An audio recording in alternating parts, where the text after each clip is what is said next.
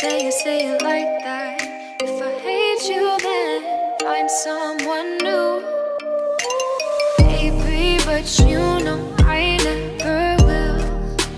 No, so I choke you down just like a pill.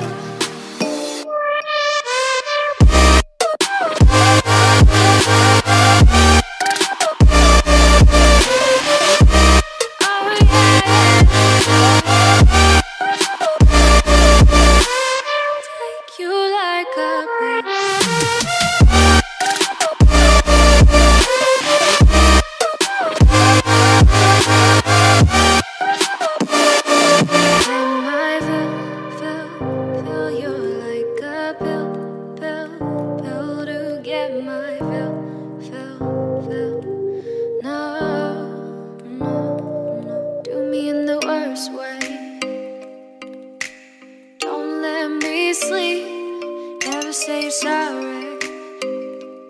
Oh, maybe I'll leave, baby, but you know I never will. No, so I choke you down just like a pill.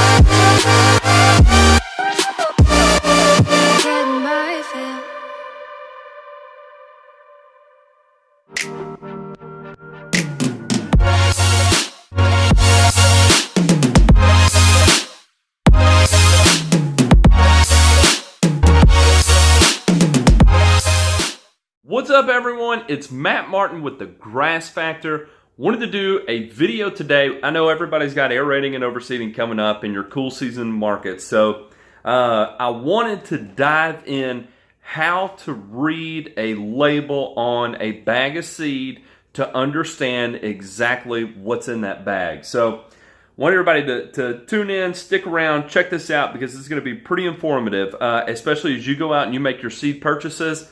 It's important to understand what exactly that label is telling you, and so I wanted to do this video to show you how to see just exactly that. What exactly is your seed label telling you?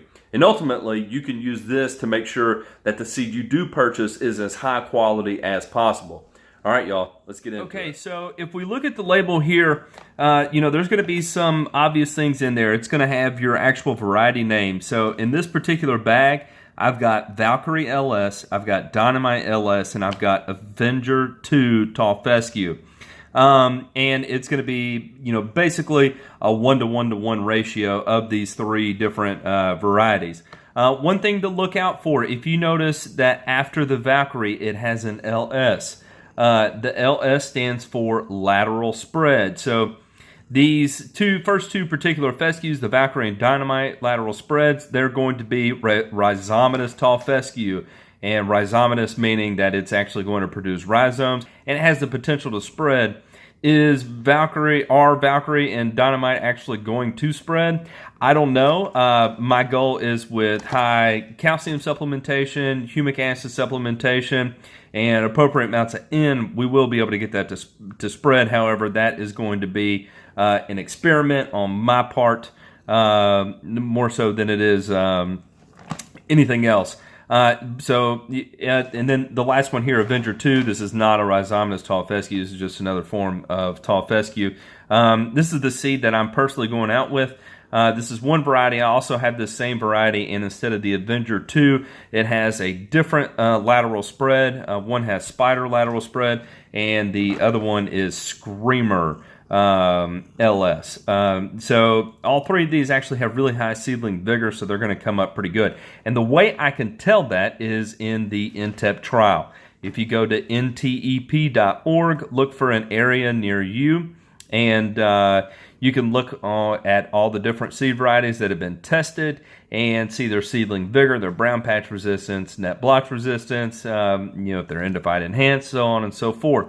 So that way you have a pretty good idea of how well this seed has performed in tests so far. That being said, let's move on to the next thing here. So this is also going to be pretty important here, the date tested. You can see this was tested in August of 2017. This means this is a fresh crop. It has been harvested this year. It is not a previous year's crop. That's why also the germination percentage is so high. You know, we want to see at 90 or more germination percentage. 85 actually isn't bad, but most of the time where you see an 85% is going to be in a coated seed, which isn't a bad thing. It's just, so really and honestly what you want to look for is 85 plus. Now, the two most important things to look at on this particular label here are going to be these two, weeds and crop. So crop is going to be other crop. You'll see it on other labels as other crop. Weed is actually going to be this noxious weed. Noxious weeds. Now, do not get this confused. Noxious weeds vary by individual states. There are only 3 noxious weeds in the state of Tennessee that have to be listed on a label. As long as it is less than 5%, it can be listed, and it's not one of the 3 listed noxious weeds, it can be listed as an other crop. So weeds such as Poa annua, Poa trivialis, orchard grass, Johnson grass can all be present in this other crop figure. So that's why it's very important that when you're purchasing seed, make sure this other crop is at a 0, 0, 0. Because even if this is at 0.02%, you're talking about 500,000 seeds in this bag.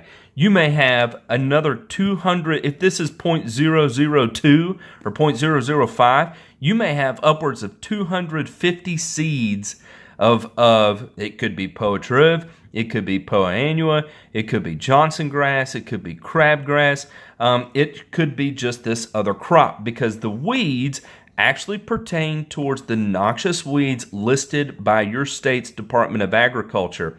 And there's only 3 in the state of Tennessee, and none of them are what we find in home lawns. What we would find in home lawns would be listed under other crop. That's why it's so important to pay attention what you actually have here. So a lot of people send me their labels and I look at them, and the seed varieties they've chosen are fantastic. They're some of the best that NTEP trials have to offer. However, the problem is that they may be upwards of 0.1% of other crop, and that other crop is actually going to be the weeds that we find in our yards and turf grasses. The noxious weeds you see listed on there, chances are those are not things we find in home lawns. So that's why it's so important, it's so imperative to understand what exactly that label's telling you. You want your other crop to be 0 across the board. You want your noxious weeds to be 0 across the board. You want your germination percentage to be 85% plus. And you want to double and triple check that the seed varieties, all 3 or 4 seed varieties that are in your blend, are actually on the NTEP trial and have ranked in some form or fashion. Now, not every variety has to be high performing in brown patch resistance or gray leaf spot resistance or pythium resistance. That's the advantage of using multiple cultivars. That's why you don't usually want to go out with a single cultivar across your entire lawn, because if you have one problem with that single cultivar and it actually breaks out, you can lose all your turf grass. So by having varying cultivars that are going to be equally performing in different areas, as long as they have matching colors, it's actually going to be a great blend. So some of the things to look for are going to be your overall mean score. Look for brown patch resistance. Look for pythium resistance. Make sure it's endophyte enhanced. That means it's not going to develop net blotch, which is a cool season disease development. Check for insect and pest resistance. That actually is testable in the NTEP trials. And understand what seedling vigor is. That means how fast is it going to come up out of the ground and establish. Obviously, the quicker we can get these plants established, the better chance it's going to have of surviving winter, and the better chance it is that we're going to hit peak maturity before we enter brown patch or disease season the next year. So anyway, y'all, just wanted to put out that video, how to understand your seed labels, how to understand what that seed label is telling you, and understand what are the most important parts of that seed label. So anyway, I hope y'all enjoyed this video. I appreciate you watching. Thanks, y'all. Have a good one.